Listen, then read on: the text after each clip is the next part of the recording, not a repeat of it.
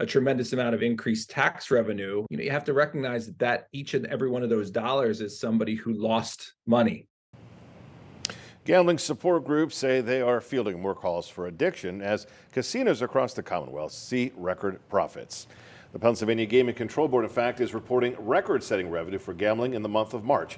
Thanks for staying with us. I'm Evan Forrester. And I'm Amy Lutz. Fox 43's Matt Kleindens shows us why the state earning so much money from gambling is a double-edged sword for some Pennsylvanians.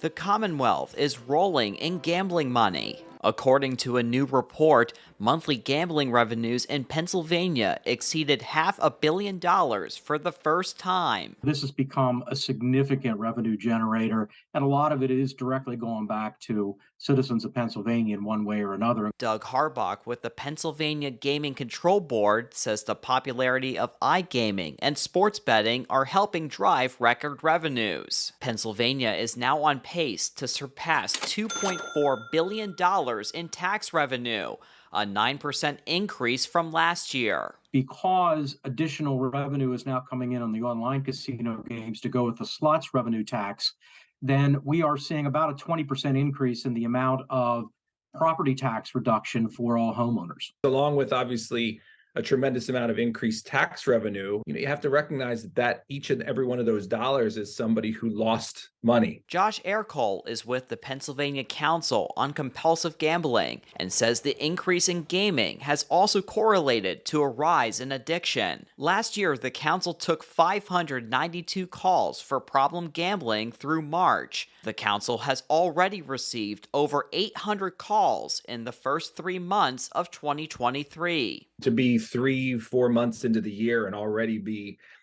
a significant portion of that call volume reached, I think it really does speak volumes to just how much of an increase we're seeing. The council works with the Department of Drug and Alcohol Programs, who oversees the Compulsive and Problem Gambling Fund to help those with addiction. With gambling here to stay, Ercole says it's important to help educate Pennsylvanians about the risk of gambling and help those who are struggling with addiction. This is something that has the ability to create fun, but you do need to be aware that there are potential problems that could develop. We urge others, though, and family and friends of others that may think that someone is not controlling their gambling to look for these type of self-help tools. Matt Kleindens, Fox 43 News.